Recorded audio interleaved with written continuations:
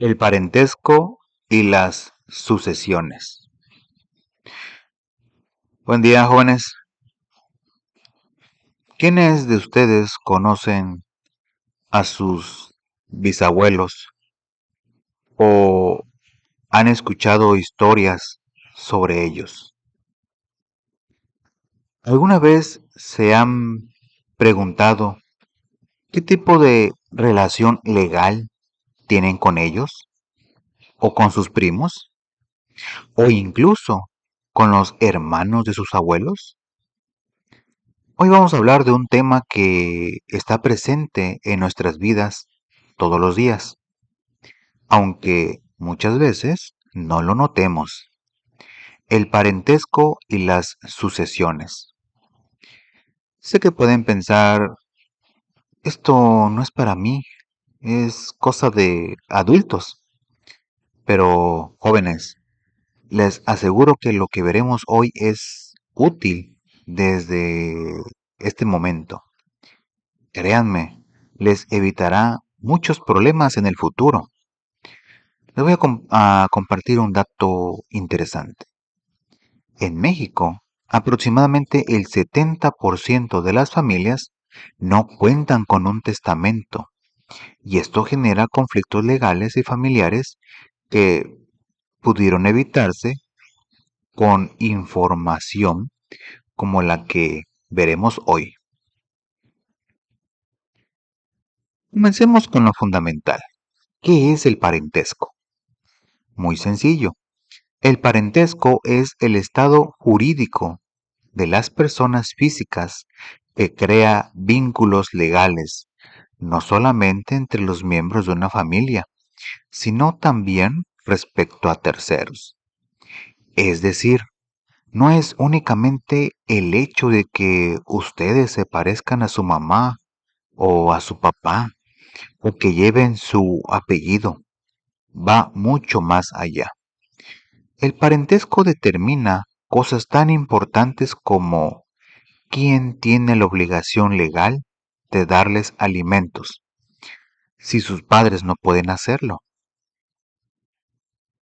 ¿Quién puede heredar sus bienes cuando ustedes ya no estén? ¿Quién puede tomar decisiones médicas por ustedes si están inconscientes? E incluso puede determinar si pueden o no casarse con alguien. Por eso decimos que es un atributo de la personalidad, algo que forma parte de quienes son ante la ley. A esto se le conoce también como estado civil o familiar. Ahora bien, la ley reconoce tres tipos de parentesco. Presten mucha atención porque esto es fundamental. El primer tipo, parentesco por consanguinidad. Este es el más conocido de todos. El parentesco por consanguinidad existe entre personas que descienden de un mismo progenitor. En palabras más sencillas, cuando comparten sangre, cuando tienen los mismos genes. Por ejemplo, ustedes tienen parentesco de consanguíneo con su mamá, con su papá, con sus hermanos, con sus abuelos, con sus tíos, con sus primos, y así sucesivamente. Todos ellos descienden de un antepasado común con ustedes. Segundo tipo, parentesco por afinidad. Este es muy interesante y a veces causa confusión. El parentesco por afinidad se contrae por el matrimonio. No es de sangre, sino que surge cuando dos personas se casan. Funciona así. Cuando su hermana se casa, su esposo se convierte en su cuñado. Ustedes y él tienen parentesco por afinidad. Sus padres se convierten en suegros de él. Él tiene parentesco por afinidad con la familia de su hermana y su hermana tiene parentesco por afinidad con la familia de él. Fíjense en algo importante.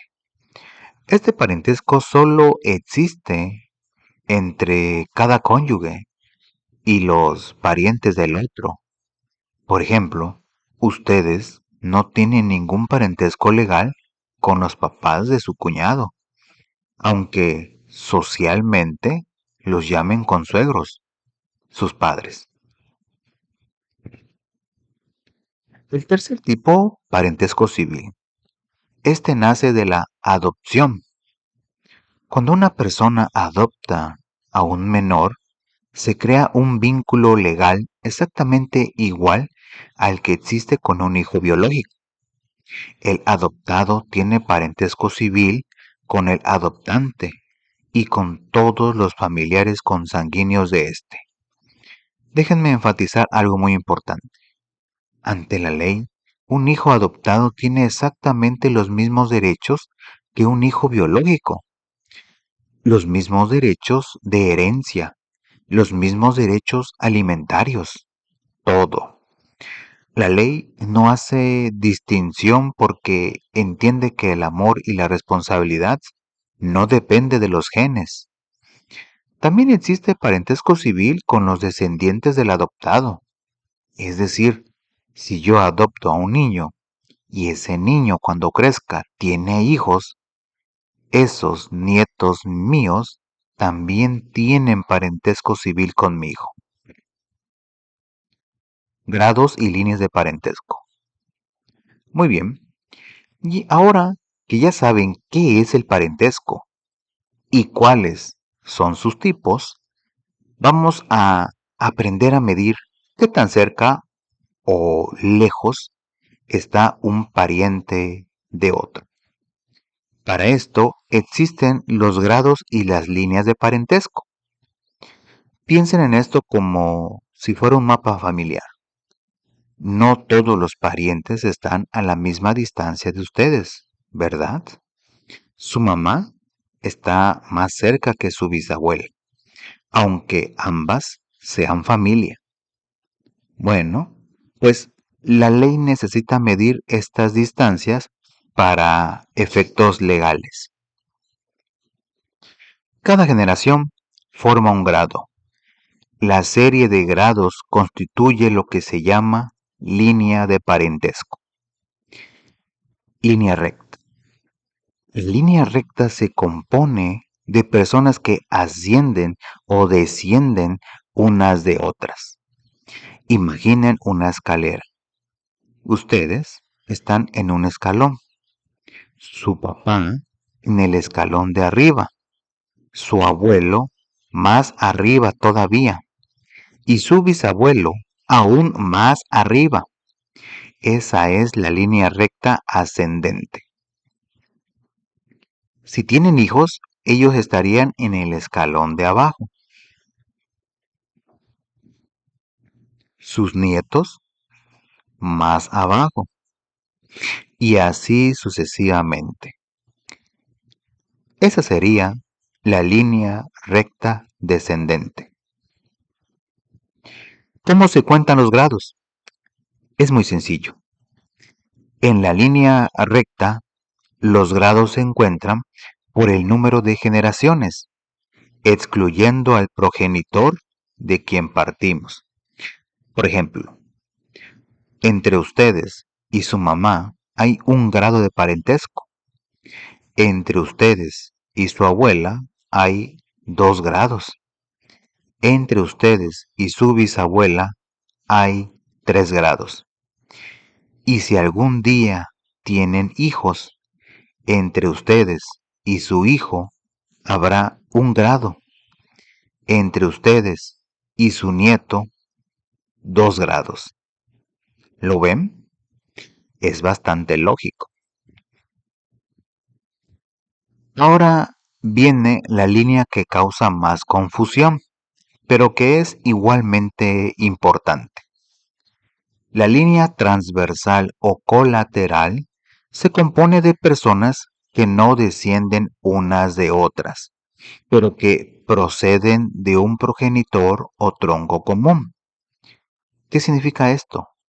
Sus hermanos, sus tíos, sus primos, sus sobrinos, ninguno de ellos desciende directamente de ustedes, ni ustedes de ellos, pero todos comparten un antepasado común. Para contar los grados en la línea transversal, hay que hacer un pequeño ejercicio mental. Tienen que subir por una línea hasta el antepasado común y luego bajar por la otra línea hasta la persona con quien quieren medir el parentesco. Les voy a dar varios ejemplos para que quede más claro. Ejemplo 1. Sus hermanos. ¿Qué grado de parentesco tienen con su hermano o hermana? Suben un grado hasta su papá o su mamá y bajan un grado hasta su hermano. Total, 2 grados de parentesco en línea transversal o colateral. Ejemplo 2. Sus tíos. Su tío es hermano de su papá, ¿cierto? Entonces, de ustedes a su papá hay un grado. De su papá a su abuelo hay otro grado. Y de su abuelo a su tío hay un tercer grado. Total, 3 grados de parentesco con sus tíos. Ejemplo 3. Sus primos hermanos. De ustedes a su papá, un grado. De su papá a su abuelo, otro grado. Del abuelo al tío de ustedes, un tercer grado. Del tío al primo, un cuarto grado. Total, 4 grados de parentesco con sus primos hermanos. ¿Por qué es importante saber esto? Porque la ley establece que el parentesco colateral solamente produce efectos legales hasta el cuarto grado. Esto significa que sus primos hermanos todavía tienen derechos legales relacionados con ustedes, como la posibilidad de heredar en una sucesión legítima. Pero los primos segundos o terceros ya no, porque están más allá del cuarto grado. Ahora, permítanme hacerles una pregunta. ¿Algunos de ustedes tiene en su familia algún caso donde hayan tenido que determinar quién hereda algo? Quizás la casa de un abuelo o un terreno. Ahí es donde estos conocimientos sobre grados y líneas de parentesco se vuelven fundamentales. Muy bien, ahora vamos a entrar a un tema que puede parecer un poco incómodo, pero que es absolutamente necesario: las sucesiones. Sé que hablar de la muerte no es agradable, pero la realidad es que todos, absolutamente todos, vamos a morir algún día. Y cuando eso pase, nuestros bienes no desaparecen mágicamente. Alguien tiene que quedarse con ellos. La herencia es la sucesión en todos los bienes de la persona que fallece y en todos sus derechos y obligaciones que no se extinguen por la muerte. Es decir, cuando alguien muere, sus propiedades, su dinero, sus deudas, sus compromisos, todo eso pasa a otras personas. Existen 2 formas en que puede darse una sucesión. La primera forma, la sucesión testamentaria. Esto es cuando la persona dejó un testamento, es decir, un documento donde expresó su voluntad sobre quién quiere que reciba sus bienes. El testador decide. Segunda forma, sucesión legítima. Esto ocurre cuando no hay testamento o cuando el testamento no es válido. En este caso, es la ley la que decide quiénes heredan y en qué proporción. Aquí hay algo muy importante que quiero que comprendan. El testador puede disponer de todo o de parte de sus bienes. Si no dispone de todo, la parte que no mencionó en el testamento se distribuye según las reglas de sucesión legítima. Ahora presten atención a esta distinción porque es crucial. No es lo mismo ser heredero que ser legatario. El heredero adquiere los bienes a título universal. ¿Qué significa esto? Que hereda una proporción de todo el patrimonio. Por ejemplo, te dejo la mitad de todos mis bienes. O te dejo un tercio de todo lo que tengo. Pero cuidado, el heredero también responde de las cargas de la herencia hasta donde alcance la cuantía de los bienes que hereda. Si hay deudas, el heredero tiene que pagarlas con lo que heredó. El legatario, en cambio, adquiere bienes específicos a título particular. Por ejemplo, te dejo mi casa de la playa o te dejo mi colección de libros o te dejo mi coche. El legatario no tiene más obligaciones que las que expresamente le imponga el testador. No tiene que preocuparse por las deudas generales, salvo una responsabilidad subsidiaria con los herederos. Les voy a poner un ejemplo concreto para que lo entiendan mejor.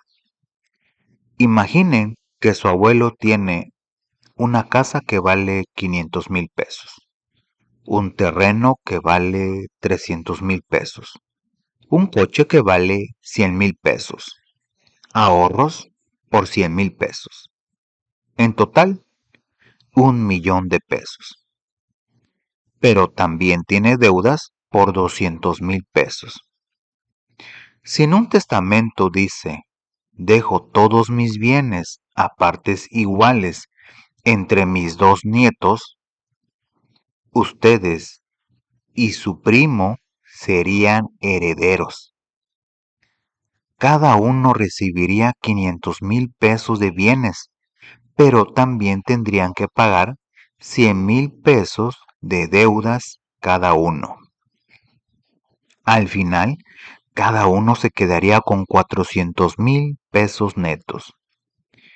Pero si el testamento dice, le dejo mi casa de 500,000 pesos a mi nieto Juan y el resto de mis bienes a mi nieto Pedro, entonces Juan sería legatario del inmueble específico y recibiría la casa completa sin tener que preocuparse por las deudas, a menos que el testamento diga lo contrario. Pedro sería heredero del resto y tendría que encargarse de las deudas con los 500,000 pesos restantes. ¿Ya se dan cuenta de la diferencia? Es muy importante. Ahora vamos a hablar del testamento. Y aquí quiero detenerme un momento para hacerles una pregunta directa. ¿Cuántos de ustedes han escuchado historias de familias que terminaron peleadas, enemistadas, que dejaron de hablarse por años debido a una herencia?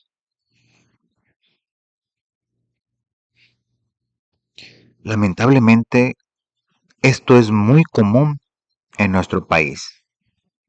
Hermanos que dejan de hablarse, hijos que demandan a sus padres ancianos, familias destruidas. Y en la mayoría de los casos, esto se debe a que no había un testamento claro o no había testamento en absoluto. El testamento es un acto personal, revocable y libre, por el cual una persona con capacidad de decisión dispone de sus bienes y derechos y declara o cumple deberes para después de su muerte. Vamos a analizar cada palabra de esta definición porque todas son importantes. Personal. Nadie puede hacer un testamento por ti, ni tu esposa, ni tus hijos, ni tus padres. Solo tú puedes hacerlo. Revocable. Puedes cambiarlo cuantas veces quieras, mientras estés vivo. Si hiciste un testamento a los 30 años y a los 60 cambias de opinión, puedes hacer uno nuevo que sustituya al anterior. Libre. Nadie puede obligarte a testar de cierta manera. La decisión es completamente tuya. Según el Código Civil, para el estado de Veracruz, pueden testar todos aquellos a quienes la ley no prohíbe expresamente el ejercicio de ese derecho. ¿Y a quienes se los prohíbe? Solamente a dos grupos. Primero, los menores que no han cumplido 16 años de edad, ya sean hombres o mujeres. Segundo, los que habitual o accidentalmente no disfrutan de su cabal juicio. Pero, ojo, hay una excepción importante. Es válido el testamento hecho por una persona con discapacidad intelectual en un intervalo de lucidez. La ley reconoce que estas personas pueden tener momentos de claridad mental y si hacen el testamento en uno de esos momentos, es completamente válido. Ahora fíjense en algo. La ley dice que desde los 16 años ya pueden hacer testamento. Esto significa que algunos de ustedes, si ya cumplieron esa edad, tienen esta capacidad legal. Obviamente a su edad probablemente no tienen muchos bienes, pero sí es posible. De hecho, esto era más común antiguamente cuando la gente se casaba y tenía hijos a edad más temprana. ¿Quiénes pueden heredar? Aquí viene algo interesante. Pueden heredar todos los habitantes del estado de cualquier edad. Un bebé recién nacido puede ser heredero. Un niño de 5 años puede ser heredero. No hay límite de edad. Sin embargo, con relación a ciertas personas y a determinados bienes, se puede perder la capacidad de heredar por alguna de estas causas. Falta de personalidad, delito, presunción de influencia contraria a la libertad del testador, falta de reciprocidad internacional, utilidad pública, renuncia o remoción de algún cargo conferido en el testamento. No vamos a profundizar en cada una de estas causas porque algunas son muy técnicas, pero quiero que sepan que existen. La más común es por delito. Por ejemplo, si alguien mata al testador, obviamente no puede heredar de él. Sería absurdo, ¿no lo creen? Tipos de testamento. Los testamentos se dividen en dos grandes categorías: ordinarios y especiales. Los ordinarios son para situaciones normales y los especiales son para circunstancias extraordinarias. Testamentos ordinarios. Este es el más común y el más seguro. Se otorga ante notario público. Funciona así. El testador expresa de manera clara su voluntad al notario y, si quiere, pueden estar presentes dos testigos. El notario redacta las cláusulas del testamento siguiendo estrictamente la voluntad del testador y después lo lee en voz alta para que el testador confirme que está de acuerdo. Si está de acuerdo, todos firman el documento y y se asienta el lugar, año, mes, día y hora exacta en que fue otorgado. Si el testador no puede o no sabe escribir, puede imprimir las huellas de sus dedos pulgares y otra persona firma a su ruego. Este tipo de testamento es muy seguro porque queda en los archivos del notario, está respaldado por un profesional del derecho y es muy difícil que se pierda o que alguien lo altere. Testamento notarial cerrado. Este es más privado y más misterioso, por decirlo de alguna manera. El testador escribe su testamento en un papel común. Puede ser él mismo o alguien más a su ruego. Debe rubricar todas las hojas y firmar al final. Después mete el testamento en un sobre, lo cierra y lo sella. Lleva ese sobre cerrado al notario.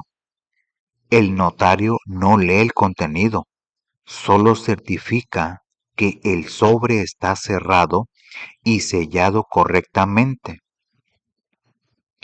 El testador puede conservar el sobre, dárselo a alguien de confianza o depositarlo en el archivo judicial. Aquí viene algo muy importante. El testamento cerrado no puede ser abierto sino después de que el notario haya reconocido ante el juez su firma y la del testador y haya declarado que está cerrado y sellado, como lo estaba cuando se lo entregaron. Y ahora presten atención a esto, porque es crítico. El testamento cerrado quedará sin efecto siempre que se encuentre roto el pliego interior o abierto el que forma la cubierta o borradas, raspadas o enmendadas las firmas que lo autorizan. Aunque el contenido sea perfecto, aunque lo que diga adentro sea válido, si el sobre está dañado, pierde toda validez. ¿Por qué? Porque podría haber sido manipulado. La ley prefiere invalidar un testamento que podría ser legítimo antes de permitir que uno fraudulento sea válido. Tercer tipo, testamento autógrafo. El testamento autógrafo es el más sencillo. Es simplemente un documento escrito completamente de puño y letra del testador. Solo pueden hacerlo las personas mayores de edad, es decir, mayores de 18 años. Para que sea válido, debe ser totalmente escrito por el testador, firmado por él, y debe incluir expresamente el día, mes y año en que se otorga. Este es el más simple, pero también el más vulnerable. ¿Por qué? Porque puede perderse fácilmente, puede ser ocultado por alguien a quien no le conviene, puede dañarse con el tiempo y es más fácil de cuestionar. Alguien podría decir, esa no es letra de mi papá. O mi papá estaba presionado cuando escribió esto. Por eso, aunque es válido, los abogados generalmente recomiendan los testamentos notariados. Ahora vamos con los testamentos especiales. Estos solo se permiten en situaciones extraordinarias. El primer tipo, testamento privado. El testamento privado está permitido solamente en casos urgentes. ¿Cuáles? Cuando el testador es atacado de una enfermedad tan violenta y grave que no da tiempo para que llegue un notario. Cuando no hay notario en la población o juez que actúe por receptoría. Cuando, aunque haya notario o juez en la población, sea imposible o muy difícil que lleguen al lugar donde está el testador. Cuando los militares o personas asimiladas del ejército entran en campaña o se encuentran prisioneros de guerra. Pero aquí viene lo importante.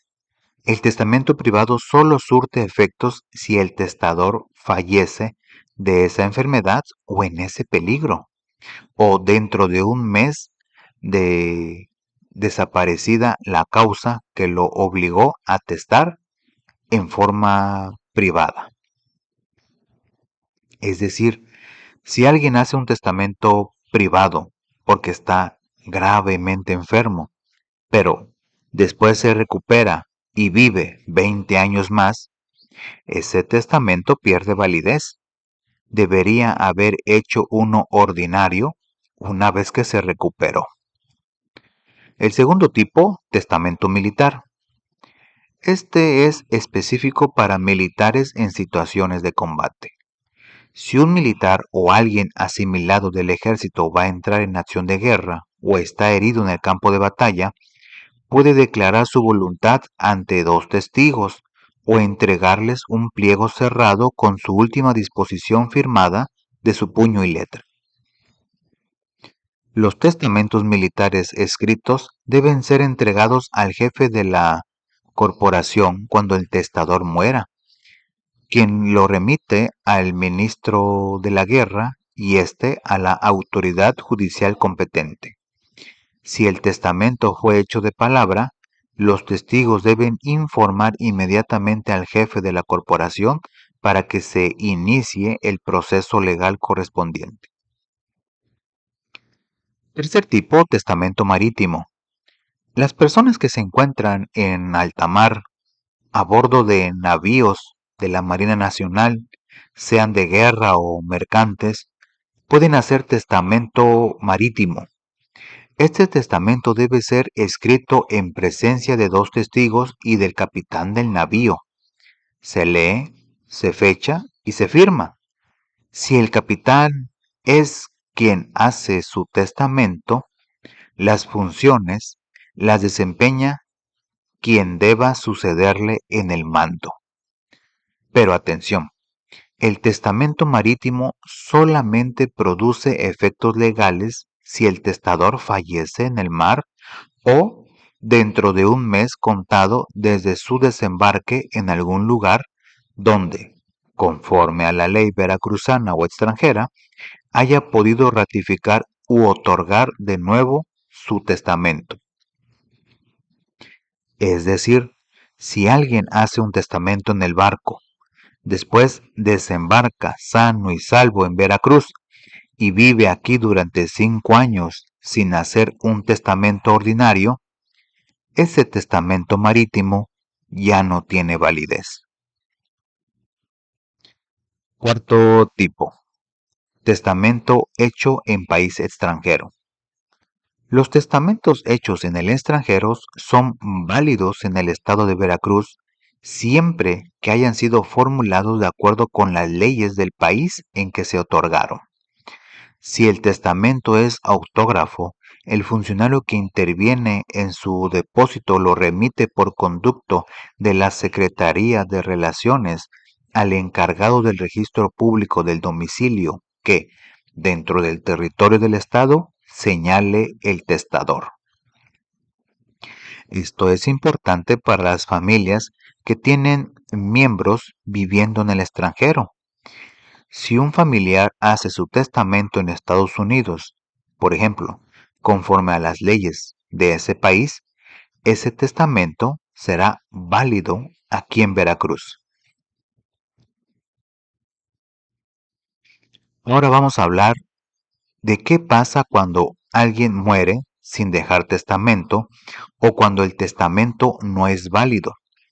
Aquí es donde entra la sucesión legítima, donde la ley decide quiénes heredan. La herencia legítima se abre en estos casos. Primero, cuando no hay testamento o el que se otorgó es nulo o perdió su validez. Segundo, cuando el testador no dispuso de todos sus bienes. Por ejemplo, si solo mencionó la casa en su testamento, pero tenía también un coche y ahorros, esos bienes se distribuyen por sucesión legítima.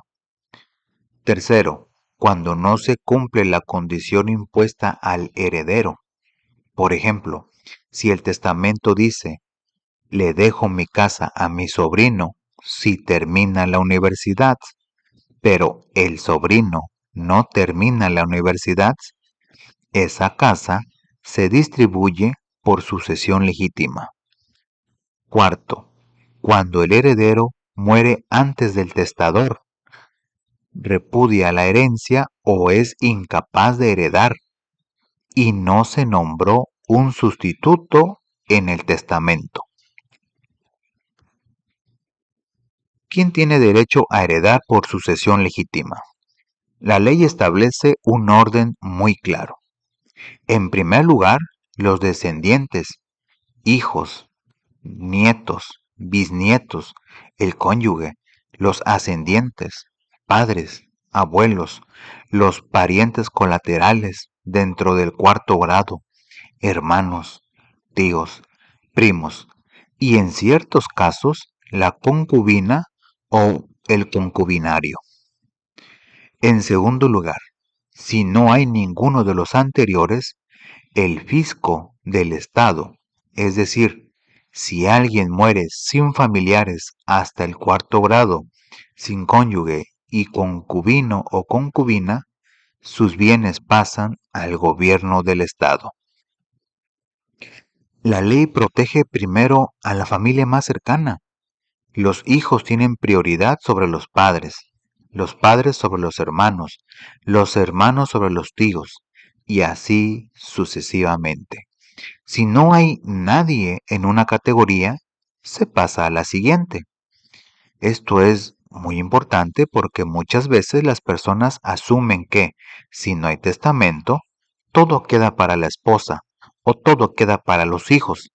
Y no siempre es así. Depende de quienes estén vivos y de las circunstancias específicas. Septiembre, mes del testamento. Antes de concluir, quiero compartirles un dato muy práctico que puede ser útil para sus familias. Cada año, en el mes de septiembre, se lleva a cabo en todo el país la campaña nacional Septiembre, mes del testamento. Durante este mes, los costos para hacer un testamento son mucho más accesibles. Los honorarios, el IVA y los derechos correspondientes se reducen significativamente. ¿Por qué les cuento esto? Porque es información valiosa que pueden compartir con sus padres, sus abuelos, sus tíos. Muchas veces las personas no hacen testamento porque piensan que es muy caro, muy complicado o porque creen que todavía hay tiempo. Pero la realidad es que nunca sabemos cuándo va a ser nuestro último día. Esta campaña se realiza cada año precisamente con el propósito de fomentar la cultura del testamento. El gobierno y los notarios buscan que más personas tengan acceso a este instrumento legal que puede evitar muchísimos conflictos familiares. hacer un testamento no es pensar en la muerte de manera negativa o morbosa, es todo lo contrario. Es un acto de amor, de responsabilidad, de cuidado hacia las personas que queremos. Es decirles, aunque yo ya no esté, me preocupé por ustedes y por evitarles problemas. Les voy a contar algo. Yo he conocido casos de familias enteras que dejaron de hablarse durante años, incluso décadas, por disputas de herencia. Hermanos que crecieron juntos, que se querían, que compartieron toda su vida y que terminaron enemistados porque no había claridad sobre quién debía recibir qué. Y lo más triste es que en muchos casos el difunto habría querido que sus hijos se quedaran con todo por partes iguales o habría tenido un deseo específico sobre sus bienes, pero al no dejarlo por escrito en un testamento, nadie lo sabía con certeza. Y así comenzaban las peleas. Papá me prometió que la casa sería para mí. No, a mí me dijo que nos la repartiéramos. Yo lo cuidé en los últimos años. Merezco más. Un simple testamento habría evitado todo eso. Muy bien, hemos llegado al final de nuestro video. Sé que ha sido muy largo, pero quiero que comprendan por qué es importante todo lo que hemos visto. Permítanme hacer un resumen de los puntos más relevantes. Primero, aprendimos que el parentesco no es solo una cuestión familiar o afectiva, sino un estado jurídico que crea derechos y obligaciones. Existen tres tipos: consanguinidad, afinidad y civil, y cada uno tiene efectos legales específicos. Segundo, comprendimos cómo se miden las relaciones familiares a través de grados y líneas de parentesco. Esto es fundamental para saber quiénes tienen derechos y obligaciones entre sí y hasta dónde llegan esos vínculos legales. Tercero, estudiamos las sucesiones. Aprendimos que cuando alguien muere, sus bienes no desaparecen, sino que pasan a otras personas, ya sea por testamento o por disposición de la ley. Cuarto, conocimos los diferentes tipos de testamento: los ordinarios, que son para situaciones normales, y los especiales, que son para circunstancias extraordinarias. Cada uno tiene sus requisitos y sus características específicas. Quinto, entendimos la diferencia entre heredero y legatario y por qué es importante saber si vas a recibir bienes a título universal o a título particular. Y finalmente, aprendimos sobre la sucesión legítima, es decir, qué pasa cuando no hay testamento o cuando éste no es válido. Ahora bien, ¿por qué les he enseñado todo esto? ¿Por qué es importante que ustedes, que apenas están terminando la prepa, conozcan estos temas? Hay varias razones. La primera es que el conocimiento nos hace ciudadanos más informados y más capaces de tomar buenas decisiones. Tarde o temprano, todos vamos a enfrentarnos a situaciones relacionadas con herencias, ya sea como herederos o en el futuro como testadores. Conocer estos conceptos desde ahora les permitirá actuar de manera correcta cuando llegue el momento. La segunda razón es que ustedes pueden ser agentes de cambio en sus familias. Pueden ser ustedes quienes hablen con sus padres o abuelos sobre la importancia de hacer un testamento. Pueden ser ustedes quienes les recuerden que en septiembre hay facilidades para hacerlo. A veces los jóvenes son más abiertos a hablar de estos temas que las personas mayores. La tercera razón es que estos conocimientos les servirán en muchos aspectos de su vida. Si estudian derecho, contabilidad, administración, trabajo social o cualquier actividad relacionada con las ciencias sociales, estos conceptos serán fundamentales. Pero incluso si estudian ingeniería o medicina, van a necesitar este conocimiento en su vida personal. Y la cuarta razón, quizás la más importante, es que este conocimiento puede ayudarles a preservar la armonía familiar. Pueden evitar que sus familias se destruyan por disputas de herencias. Pueden contribuir a que las últimas voluntades de sus seres queridos se cumplan. Pueden ser parte de la solución, no del problema. Antes de despedirme, quiero dejarles una reflexión. Vivimos en una sociedad donde hablar de la muerte es tabú. Muchas personas evitan estos temas porque les incomoda, porque les da miedo, porque piensan que es de mala suerte. Pero la realidad es que evadir estos temas no nos protege de nada. La muerte es parte de la vida, es inevitable. Y lo único que logramos al no hablar de ella es estar menos preparados cuando llega. Los invito, jóvenes, a que sean diferentes, a que sean la generación que rompa con ese tabú. Hablen con sus familias, pregunten, informen, eduquen. No esperen a que haya un conflicto para actuar. La prevención siempre es mejor que la corrección. Recuerden, el derecho existe para protegernos, para ordenar nuestra convivencia, para garantizar que nuestros deseos se respeten y nuestros derechos se protejan. Pero el derecho solo funciona si lo conocemos y lo aplicamos. Un testamento guardado en un cajón no sirve de nada si nadie sabe que existe. Un parentesco que no conocemos no nos permite ejercer nuestros derechos.